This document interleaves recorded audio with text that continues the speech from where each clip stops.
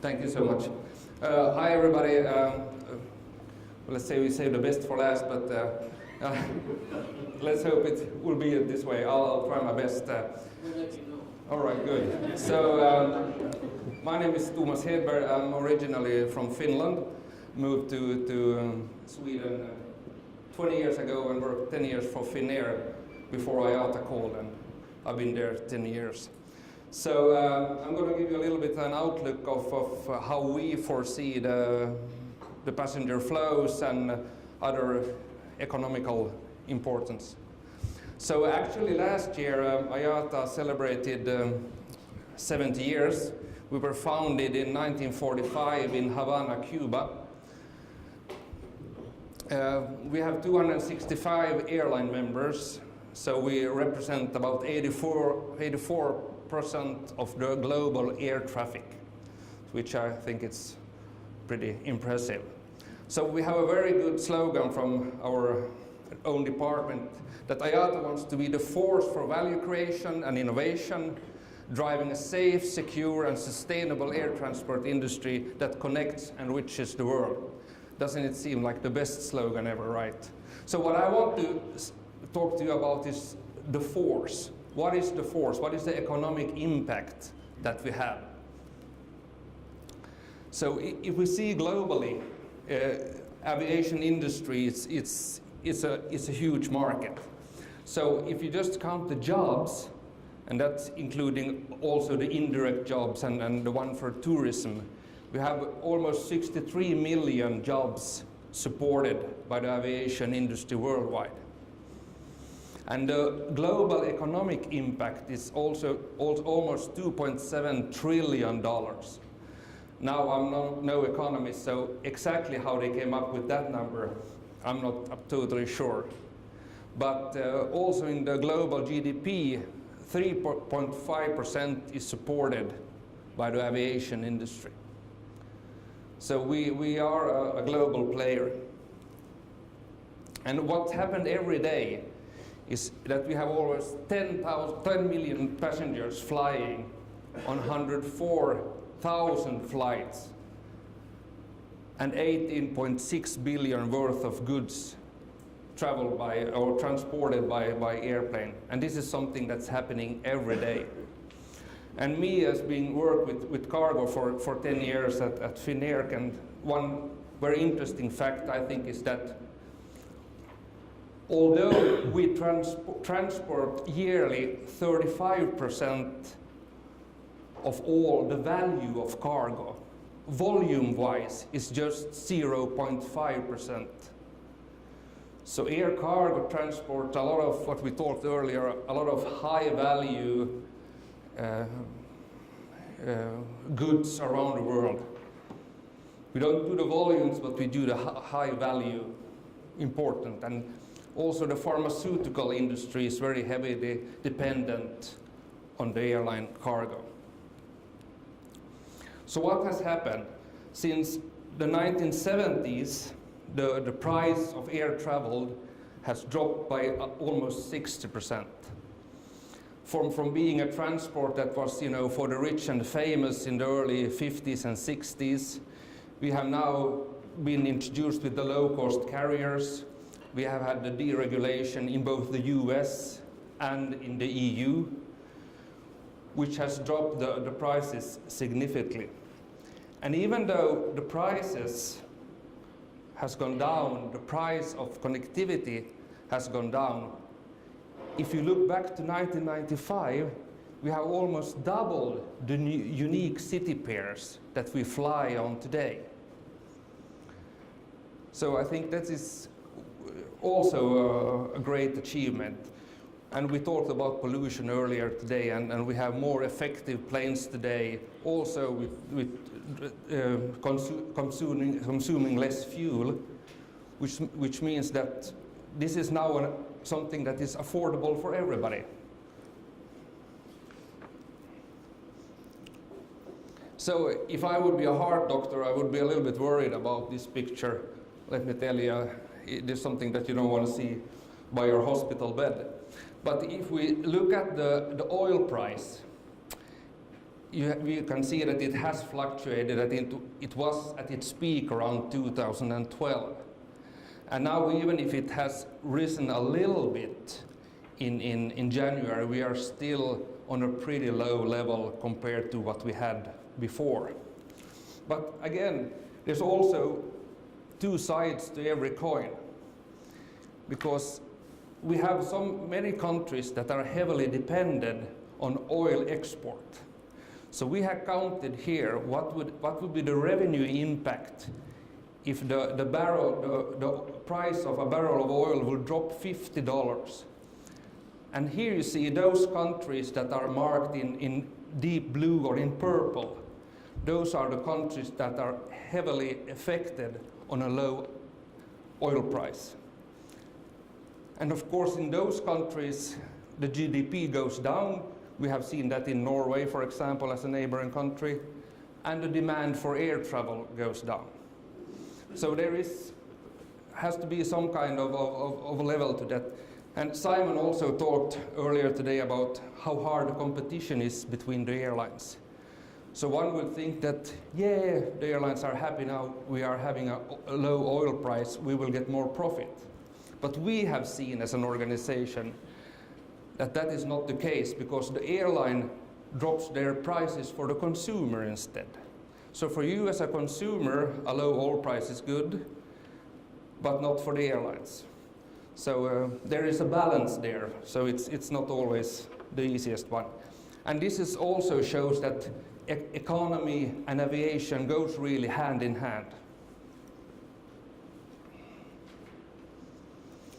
So what we have predicted for the coming years is that the oil price will rise. However, we don't see any sharp increase as we did in 2012, but it will go up, but slowly. Okay, let's face it, we are not doing good as an airline industry. This is actually the second year in a row only that the industry will have produced returns from its investor above the cost of capital. So you can see that if you look historically, we are not doing that great. The EBIT margin means earnings before tax. So even if we have predicted that this year the industry will generate a net profits of about $40 billion. But if we look historically, it might sound good, but I will show you in some upcoming slides what is needed. We are not that profitable. That's just a fact. And there is, an industry joke, how is the best way to become a millionaire? Being a billionaire and buying an airline.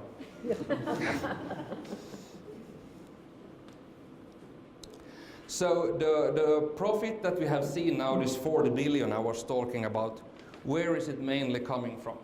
This is something that it's driven mainly at this point from North America, but also Europe and Asia.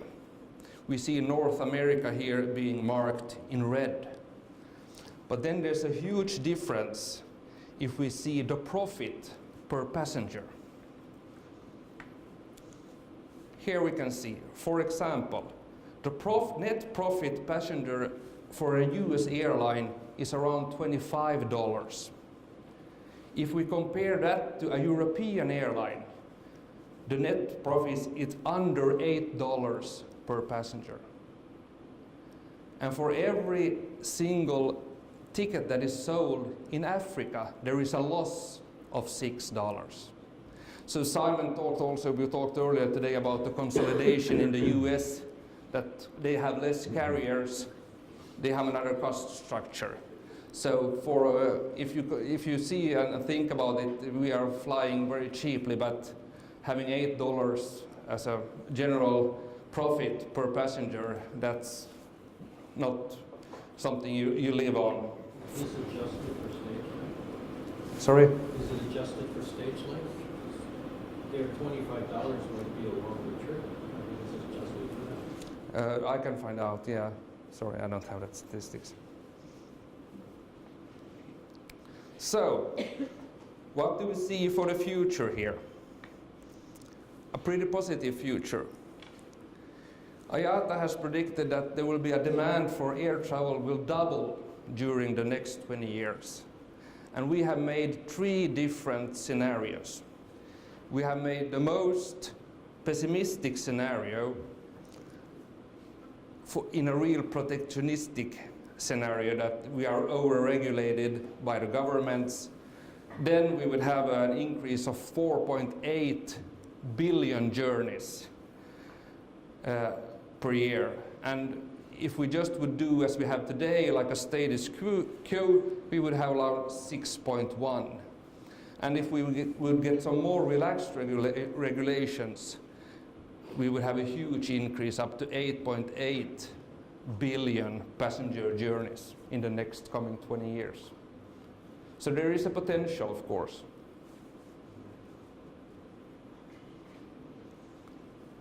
So, this is the interesting part. Where is the growth coming from? The darker marked little dot shows today, and the wider one, the little bit lighter one, is the next potential customers up until 2030. So we have here, you can clearly see, if you compare Europe to Asia Pacific, we have a huge amount of countries in the Asia Pacific region where the middle class are getting more money, they want to travel, they want to move. Where would they go? For example, how many years did it take to have Terminal 5 built at London Heathrow Airport? It took 23 years. And when it was finally built, it was already too small. How long have they been talking about building runway 3 on Heathrow now before they finally got to it? I mean, what we need to understand that sometimes I say, you know, we're so far behind we think we're first, like you're running a marathon. These people want to move somewhere, they want to fly somewhere. Can we handle them at this moment in Europe? That's the question. And I think it's a good one. And to give you a little bit of perspective, is that there are more people living inside this circle than outside of it. And this is upcoming middle class, economies that are doing great, and they want to spend their money. They want to have all the possibilities we in Europe had after the war when all the economies were going great. So this is, I think, something very important to bear in mind.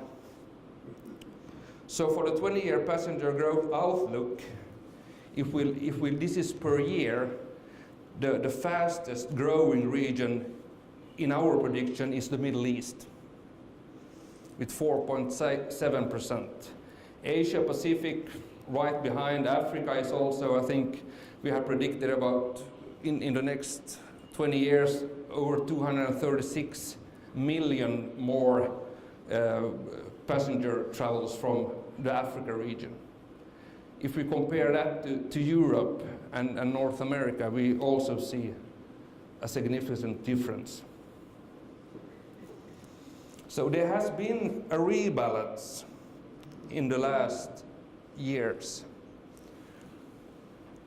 If we look, if we shift this as a gravity of economy, in the air traffic in the beginning, the blue dots, then the focus were on the transatlantic routes in the 70s.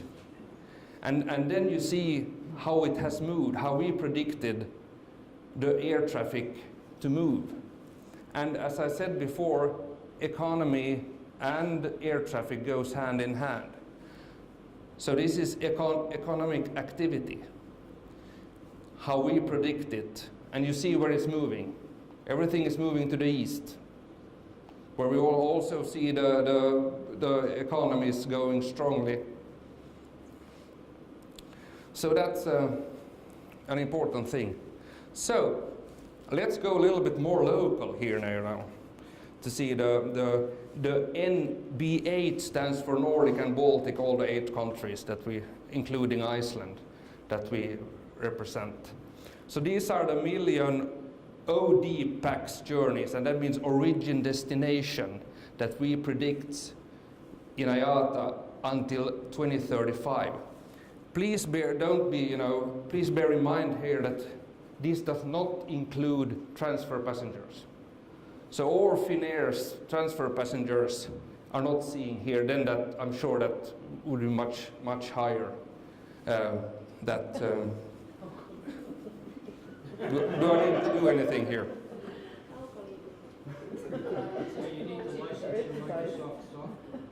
Okay, sorry about that. No exercise anymore. Okay, all right, okay.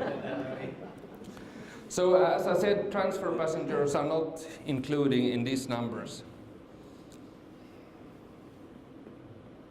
And if we look just as an annual average growth rate in percentage, we can see that the Baltic markets are pretty high up.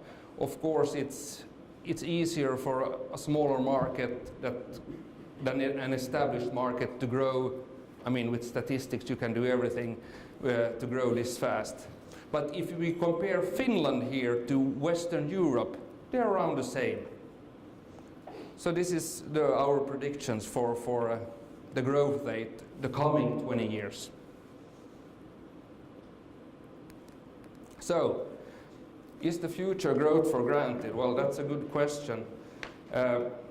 We are also always used to, when we see airline commercials, we see the blue skies and everything is white clouds and we are all happy campers. But think about this.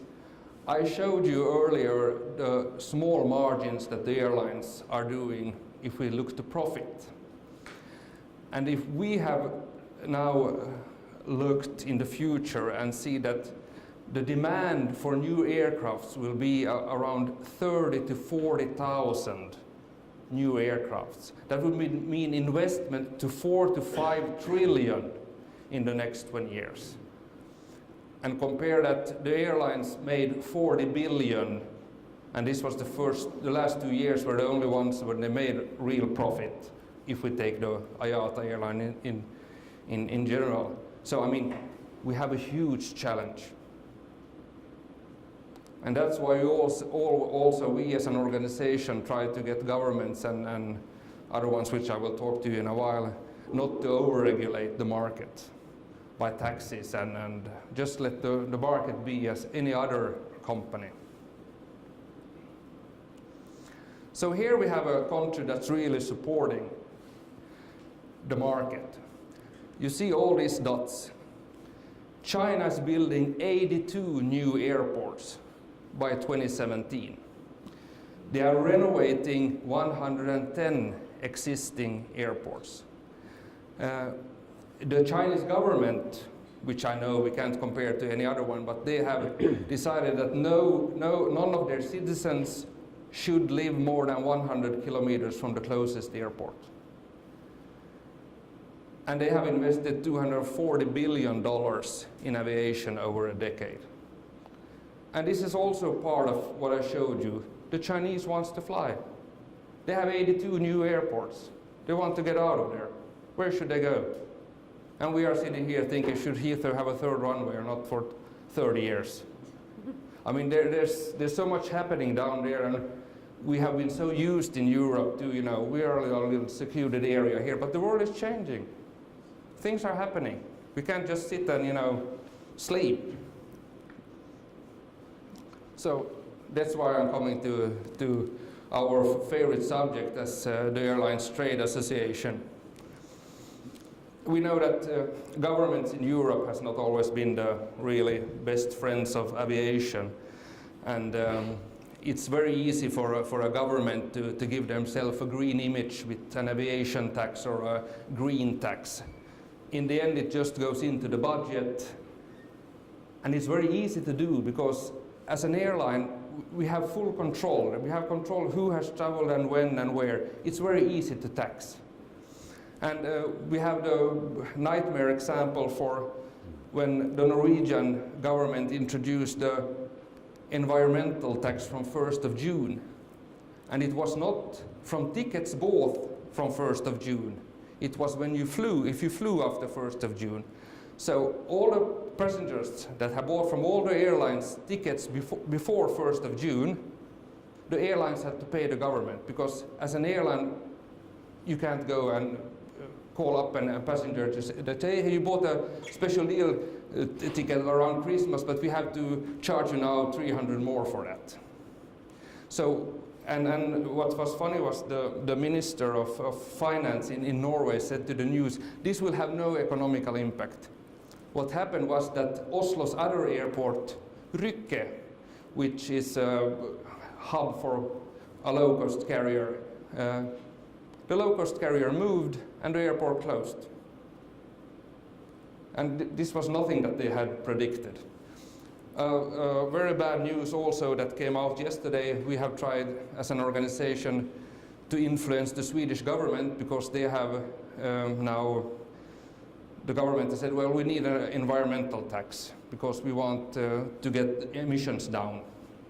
So they have been talking about this for a year, and yesterday, and I got the report this morning, the final result came out. So there will be an environmental tax introduced in Sweden for 8 euros one way domestic, and 26 euros up to 2,006 kilometers. And if you fly more than 6,000 kilometers, it's about 45 euros one way.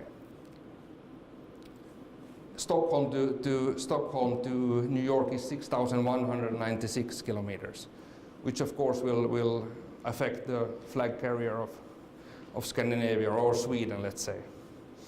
And the funny thing is, what really a little bit annoys me, that in the report that the government released yesterday, they said like this, and let me quote, that the reduction in demand because of the higher prices, how it will affect the emissions. It will equal 3 days emissions from road traffic in Sweden. That will be the result. I mean, if they would have said that, okay, the emissions will go down by 20%, but they did not. So they admit in their own report that this will not affect the climate at all. But they still want to do it. Then if this will go through, we don't know yet. We have a minority government in Sweden, so, but this is at least something that they now want to get through. So what we want is smarter regulations. I mean, it's easy, again, as said, to just tax the airlines. I mean, it's not like the airlines are a hugely profitable areas we have seen. They are living on the margins. So if you ever have talk to your politicians in Finland, please remind them about that. So actually, last year it was the 100 years anniversary of the first commercial flight. It lasted 15 minutes. It went off from Tampa in Florida to St. Petersburg in Florida. The price was around $500, which would in today's value be around $10,000 for the flight. And if we look here how it looked in 1937, these are actual flight routes. Of course, they took several days or weeks with stops along the way. And if we compare this to the actual flight routes today, things have changed. So I mean, that's flying connects people. It gets families together. It gets economy going. We all know, we're talking about here the local Tampere airport, how important it is for the local business life to have good connections. So the biggest protest in Sweden has been, like Tampere Airport, all the local airports out in the country that are hugely dependable on these good connections, in this case into Stockholm. And I want to just wrap up this with a little wrap up of the facts and figures about the industry. So we support about 3.4% of the global GDP. almost $2.5 trillion in economical impact. We fly almost 3 billion passengers a year. We carry 35% of the world trade by value, but only 0.5% in volume. And if aviation were a country, it would rank number 21 in the size of GDP. That would be something like Poland or Switzerland. So we are a great history, or a great industry. And I would like to just finish off what a great visionary, the first guy who flew, Percy Flanser, said 100 years ago, and I think that's something that we really can think about today. What was impossible yesterday is an accomplishment of today, while tomorrow heralds the unbelievable. Ta-da!